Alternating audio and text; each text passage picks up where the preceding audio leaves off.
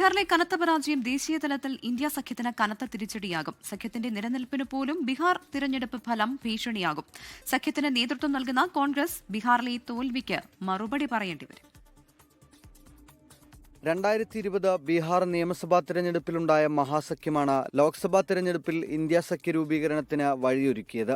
ലോക്സഭാ തിരഞ്ഞെടുപ്പിൽ BJPക്ക് കനത്ത വെല്ലുവിളി ഉയർത്താൻ കോൺഗ്രസിന്റെ നേതൃത്വത്തിൽ ഇന്ത്യ സഖ്യത്തിന് കഴിഞ്ഞെങ്കിലും പിന്നീട് നടന്ന ഡൽഹി, ഹരിയാന, മഹാരാഷ്ട്ര തിരഞ്ഞെടുപ്പുകൾ സഖ്യത്തിൽ വിള്ളലുകൾ വീഴ്ത്തി. ബീഹാർ തീവ്ര വോട്ടർ പട്ടിക പരിഷ്കരണമാണ് പിന്നീട് സഖ്യത്തെ ചേർത്ത് നിർത്തിയത്.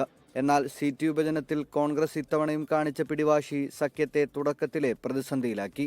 വോട്ടുചോരി പ്രചാരണത്തിൽ പ്രധാന അജണ്ടയാക്കിയതിലും തേജസ്വി യാദവിനെ മുഖ്യമന്ത്രി സ്ഥാനാർത്ഥിയായി അംഗീകരിക്കാൻ തുടക്കത്തിൽ മടി കാണിച്ചതും ആദ്യഘട്ട വോട്ടെടുപ്പിന് തലേന്ന് നടത്തിയ വാർത്താ സമ്മേളനത്തിലൂടെ രാഹുൽ ഗാന്ധി ബീഹാർ കൈവിടുമെന്ന സന്ദേശം നൽകിയതിലും സഖ്യകക്ഷികൾക്ക് കോൺഗ്രസിനോട് കടുത്ത അതൃപ്തിയുണ്ട്.